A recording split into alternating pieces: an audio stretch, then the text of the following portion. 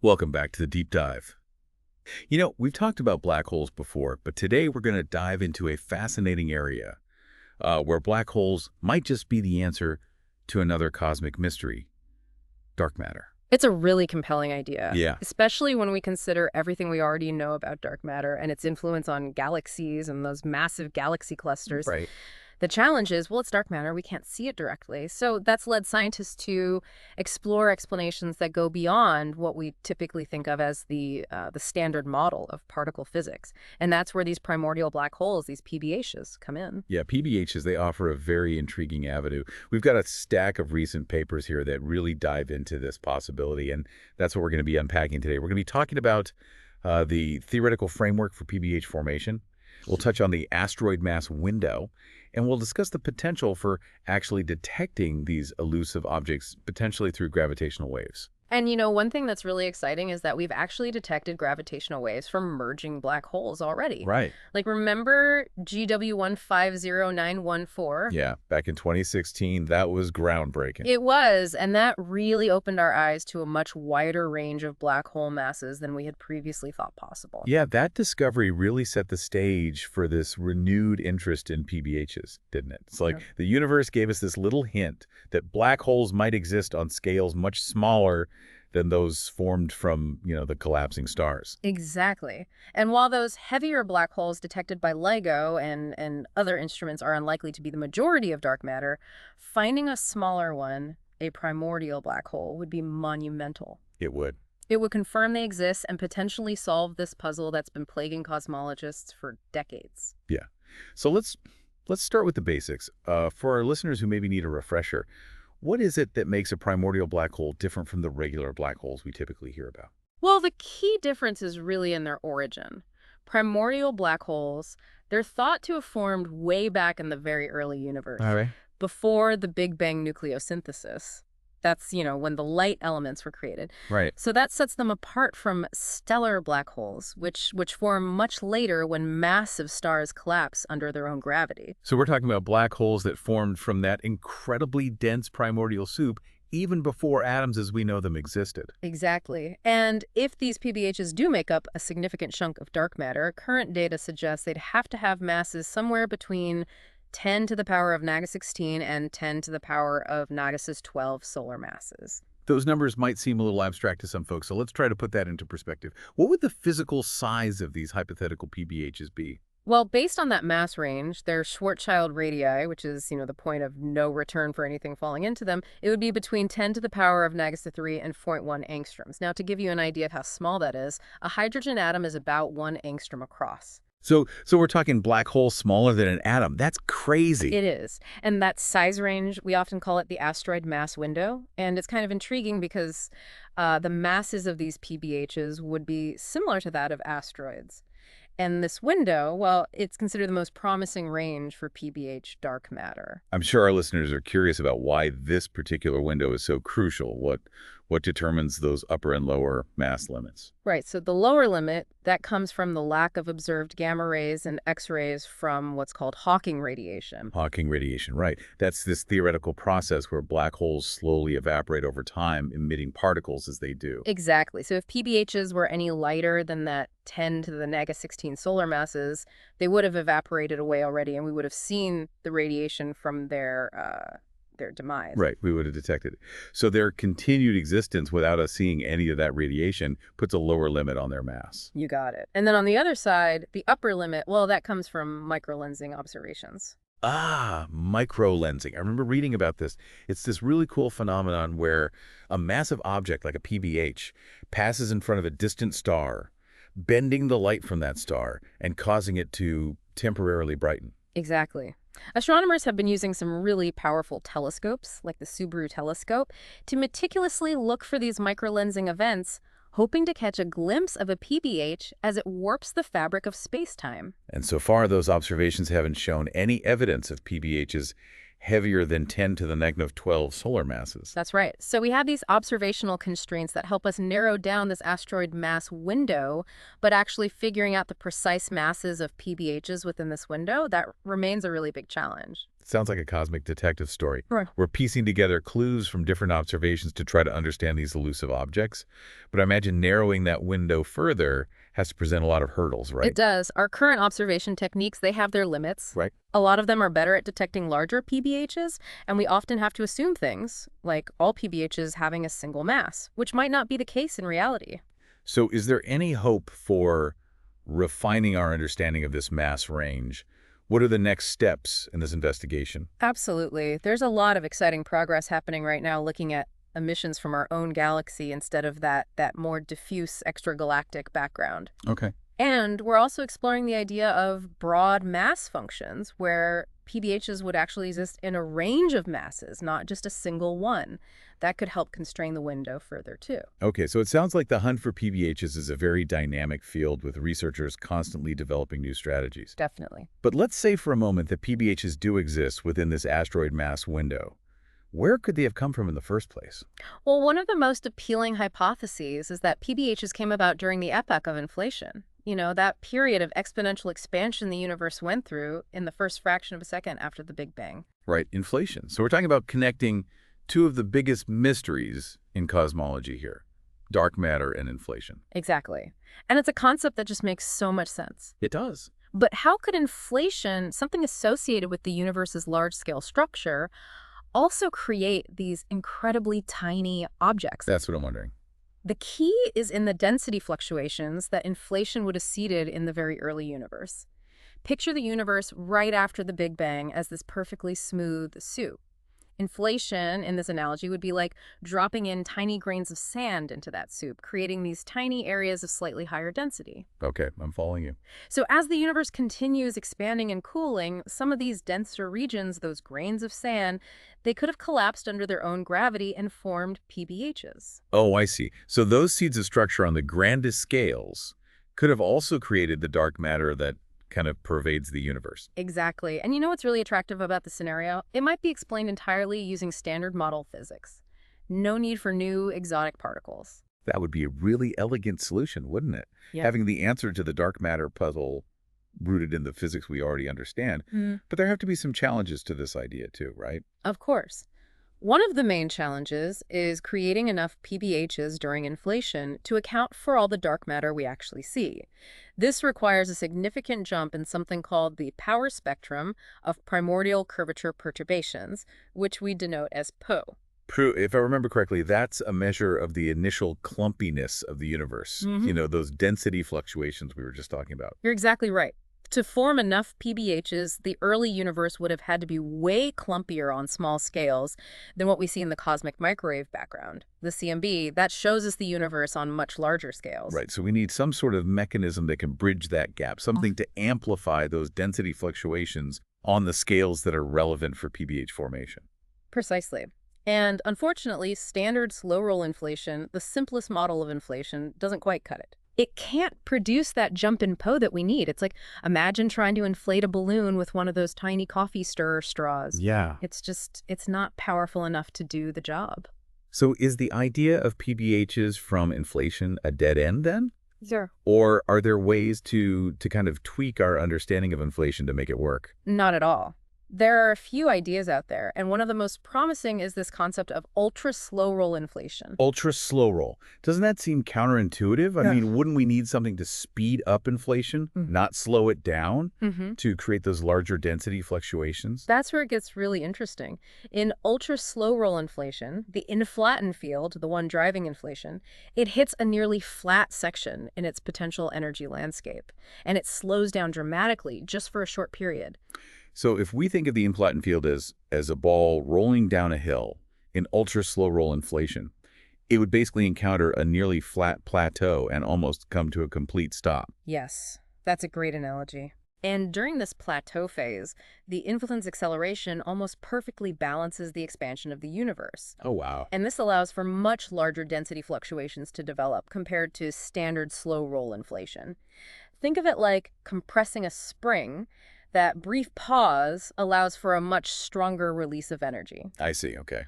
I can see how that can lead to more PBH formation.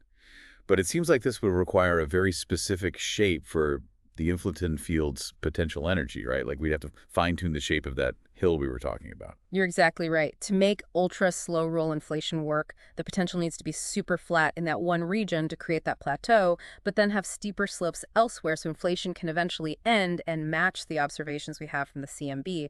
It's a really delicate balance. So have cosmologists come up with any specific models that can achieve this balance and lead to PBH formation? Yeah, there are a few interesting proposals out there. One model suggests that the inflaton potential grows like to the fourth power, where Fock represents the inflaton field.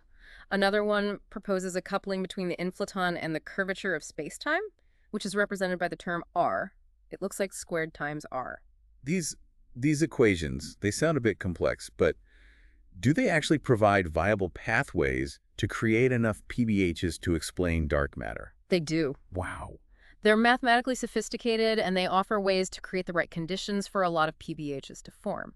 But they do require a certain degree of fine-tuning, which has led to debate about, well, how natural these models really are. Fine-tuning meaning that the parameters in these models have to be very precisely set to get the result we want, all right? To get enough PBHs to make up dark matter. Exactly. It makes you wonder if these models are just clever math or if they point to some deeper physics that we just don't quite understand yet. It's a good point. It reminds us that even when we're looking at the biggest mysteries of the universe, we're always looking for those underlying principles, those elegant equations that tell us how things really work. Absolutely. And as we dig deeper into these theories, we're going to find even more intriguing questions and challenges, taking us further down this rabbit hole of cosmic exploration. We've been talking about primordial black holes, these PBHs, and how they might be the answer to the dark matter puzzle. Remember, these are hypothetical objects that could formed in the very early universe. And for them to be viable dark matter candidates, they'd need to fit into that specific mass range, the asteroid mass window. Right, that range from 10 to the net 16 to 10 to the net 12 solar masses. We're talking incredibly tiny black holes here, Now, smaller than an atom. it's mind-boggling to think about. And we discussed how these PDHs might have formed during inflation, that period of rapid expansion in the first moments after the Big Bang. Yeah, it's a pretty compelling connection. The same process that shaped the large-scale structure of the universe, those massive cosmic webs, could have also created the seeds of dark matter. But standard slow-roll inflation, the simplest model, doesn't create enough of those density fluctuations to produce enough PBHs to explain all the dark matter we see. Exactly. It just doesn't generate enough of those seeds.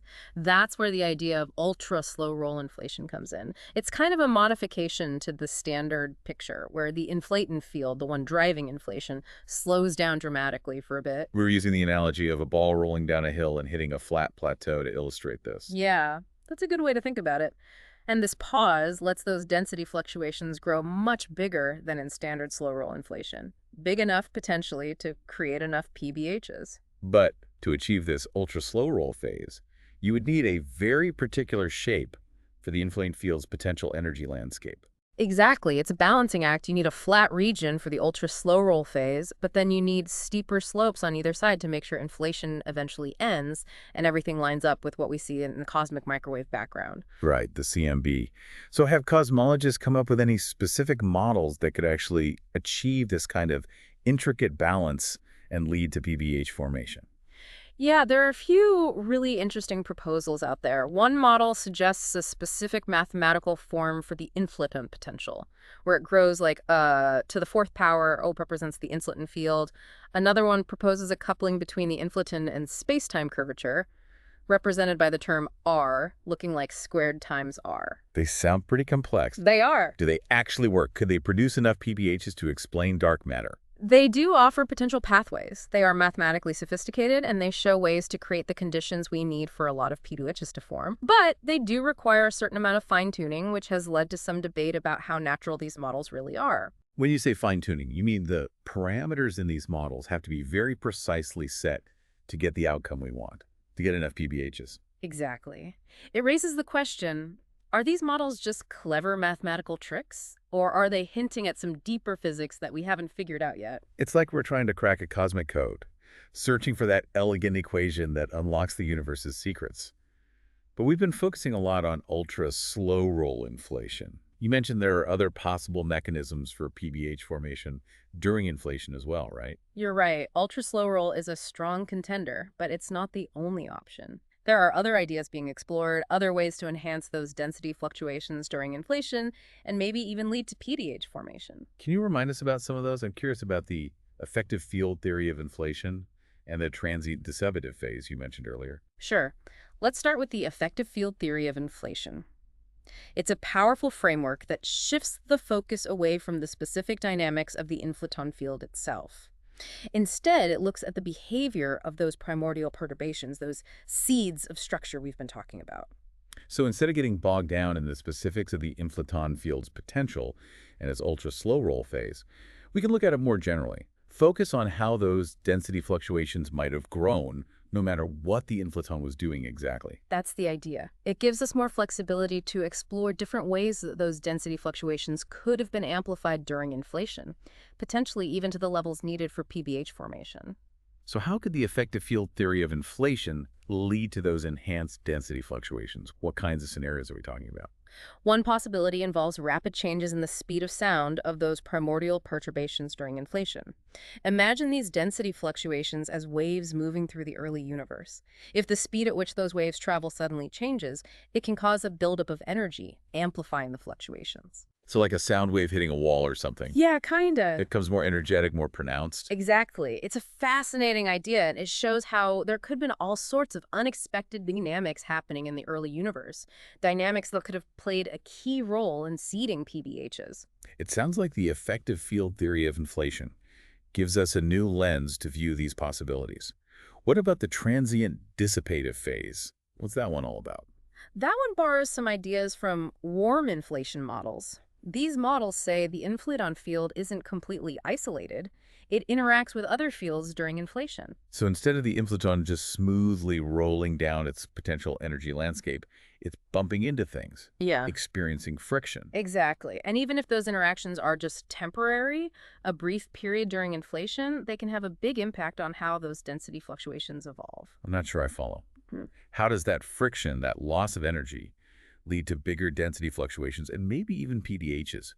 It seems like losing energy would make things less likely to form, not more. It's all about the timing and the nature of that energy loss. In the transient dissipative phase, the coupling between the inflaton and these other fields is only temporary. But during that short time, the energy dissipation acts like a sudden stirring of the cosmic soup. It injects energy into the density fluctuations, making them grow rapidly. So it's like a sudden jolt of energy that amplifies those density fluctuations, maybe even enough to form PBHs. That's a good way to picture it. It tells us the early universe might have been a much more dynamic and chaotic place than we usually imagine. All sorts of processes interacting in complex ways to shape the cosmos we see today. We've only scratched the surface of the different ways PBHs might have formed during inflation. Each of these ideas, from ultra-slow roll to the effective field theory and the transient dissipative phase, gives us a unique perspective on the universe's earliest moments. And it's important to remember that each of these mechanisms has its own challenges and unanswered questions. But the fact that there are so many interesting possibilities is what makes this such an exciting field to be in. It's like having a toolbox full of amazing tools, each offering a different way to probe the universe's secrets. And the next step is figuring out how to actually find these elusive PBHs. It's great to have all these theories, but finding observational evidence is what really matters. That leads us to gravitational waves. We talked about the potential for detecting PBHs through their gravitational wave signals earlier, but I think it's time to dive into that a little deeper. I agree. Gravitational waves have really changed how we observe the universe. They give us this completely new way of listening to the cosmos. And they might just hold the key to unlocking the secrets of PBHs and their role in the universe's story. So we've been on quite the journey through this theoretical world of primordial black holes and how they might be connected to that mysterious thing we call dark matter. Yeah, we've looked at that asteroid mass window, that range of masses where these PBHs could exist. Imagine these tiny black holes, smaller than an atom, maybe emerging from those density fluctuations during inflation. It's pretty wild. And we've talked about the problems with standard slow roll inflation, the need for tweaks like ultra slow roll inflation, and even explored some alternative mechanisms like the effective field theory of inflation and that transient dissipative phase idea. Right, and each of these ideas has its own strengths and weaknesses, but it really shows just how dynamic this field is, this constant search to understand those deep secrets the universe holds. And, we've said it before, but a beautiful theory is one thing, but finding the evidence to back it up, that's what really pushes our understanding of the cosmos forward. And that brings us to this really exciting prospect of detecting PBHs through their gravitational wave signals. Yeah. Gravitational wave astronomy has already totally changed how we view black holes and other crazy stuff happening out there in the universe. It's given us this whole new way to listen to the cosmos. It's mind-blowing to think that these ripples in space-time, predicted by Einstein all those years ago, can actually carry information about events that happened billions of years ago, billions of light years away. And they could hold the key to unlocking those PBH secrets, maybe confirming their existence and role in the universe. Definitely. And we talked about maybe detecting a background of gravitational waves created by the density fluctuations that would have formed PBHs in the first place. Could you remind us how this background signal would be different from the gravitational waves we've already seen from black hole mergers? Right, so we've observed gravitational waves from mergers of stellar mass black holes and neutron stars.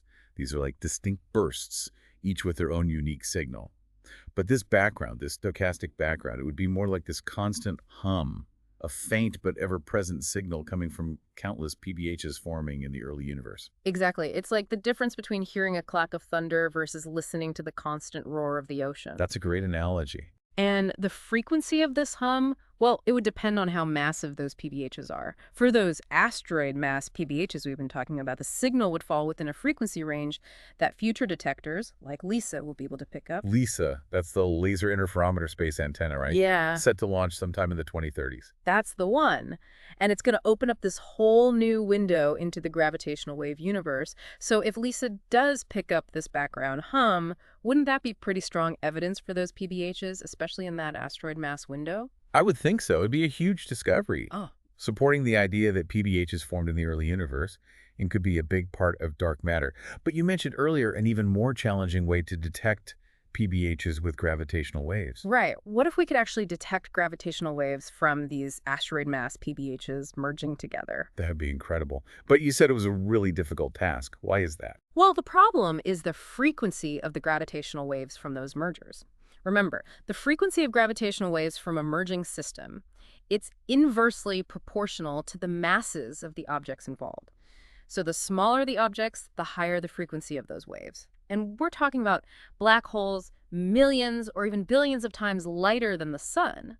So the gravitational waves from their mergers would be at incredibly high frequencies. Extremely high. We're talking megahertz to gigahertz range. That's way beyond what current detectors like LISA and even the ground-based LIGO can handle. It's like trying to listen for a dog whistle when our ears are only tuned to human voices. I see. To detect those ultra-high frequency gravitational waves, we need a whole new type of detector, something that pushes the limits of technology. But there are scientists all over the world working on this, exploring ideas like using superconducting materials or atomic interferometers to build detectors that can pick up these incredibly faint ripples. It's amazing to think we might actually one day be able to hear these merging PBHs, like listening to a cosmic symphony played on the very fabric of space-time. But even if those ultra-high frequency detectors don't work out, detecting that background hum with LISA would still be a massive win. Absolutely. It would show how far we've come, how clever we can be in our quest to understand the universe. It would really solidify our understanding of PBHs and their connection to dark matter.